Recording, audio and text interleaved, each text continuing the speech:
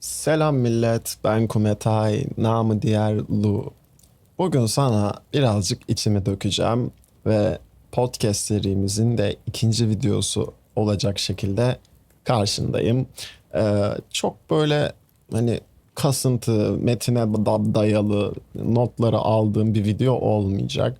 Çoğu videomda zaten spontane konuşuyorum. Bazen konu başlıklarını not alıyorum ama bu öğretici veya haber videosu olmayacağı için tamamen içimden geldiği gibi ve kafamdakileri, kalbimdekileri anlatacağım sana. Umarım iyisindir öncelikle. Keyfin minimum seviyede de olsa yerindedir. Umarım maksimum seviyeye de ulaştırırsın en kısa zamanda. Uzun zamandır yani en azından bir iki haftadır fark etmişsinizdir eğer yayınlara geliyorsanız.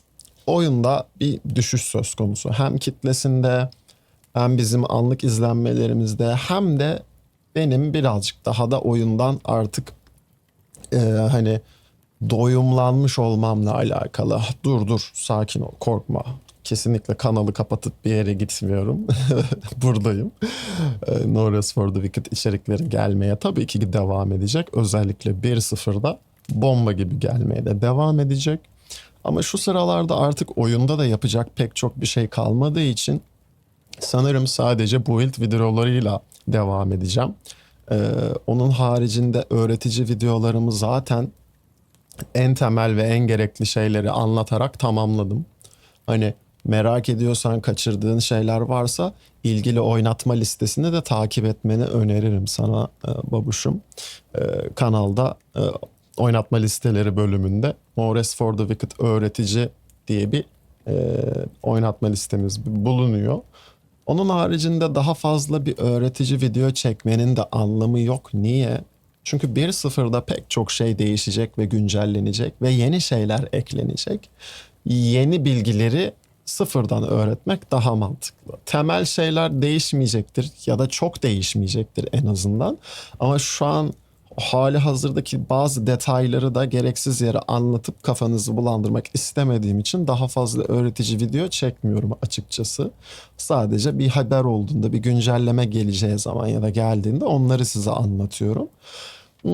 Şu sıralarda da artık bir güncelleme gelmeyeceğini bildiğimiz için ara ara böyle sohbetler etmeyi düşünüyorum sizinle. Konuşmamızı, ele almamızı istediğiniz konular olursa da yorumlarda muhakkak belirtin.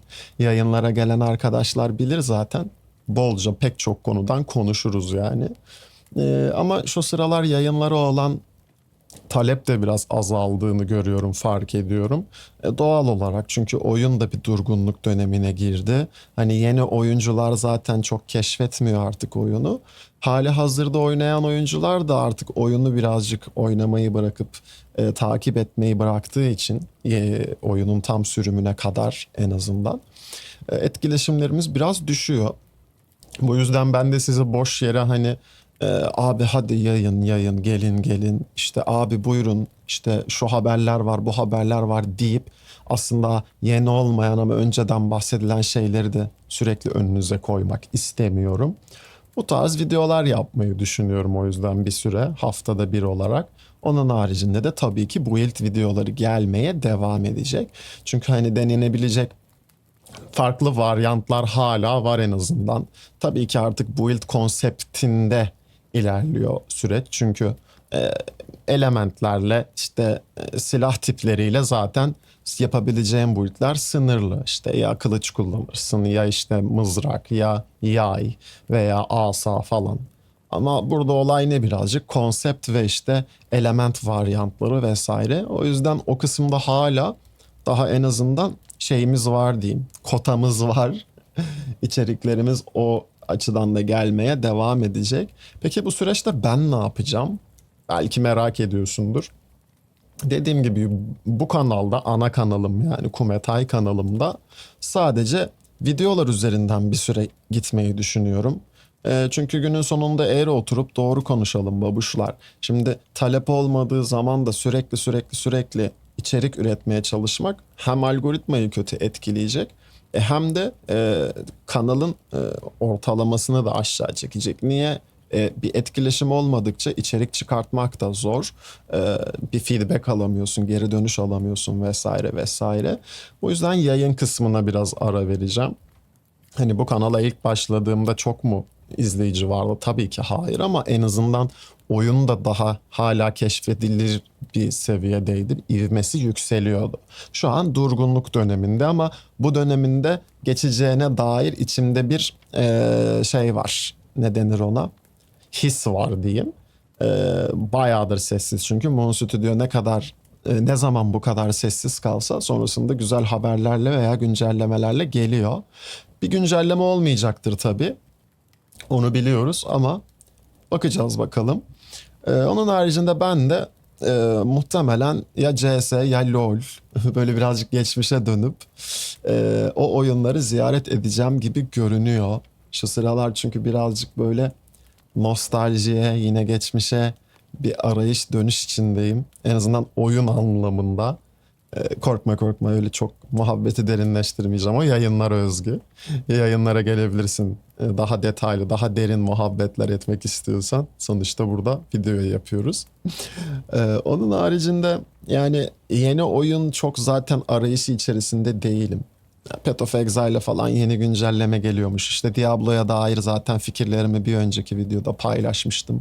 Path of Exile ise bana neredeyse hiçbir şey ifade etmiyor. O yüzden onu da denemeyi çok düşünmüyorum. Ama yaklaşık 5-6 yıldır LoL oynamıyorum. Daha da uzun yıllardır CSGO oynamıyorum. CS2 diyelim ona artık. Belki onlara dönebilirim, bir ziyaret edebilirim, ama bu kanalda olmaz. Kumetay Live kanalımda muhtemelen sadece yayınlarını yaparım. Maksat eğlence çıksın, sıkılmayalım diye. Ama dediğim gibi bu kanalda da build videoları ve bu tarz sohbet videoları gelmeye devam edecek. Bir sonraki videoda konuşmak istediğin konular varsa, dinlemek istediğin konular varsa, tartışmak istediğin konular varsa tekrar hatırlatayım. Yorumlarda belirtebilirsin.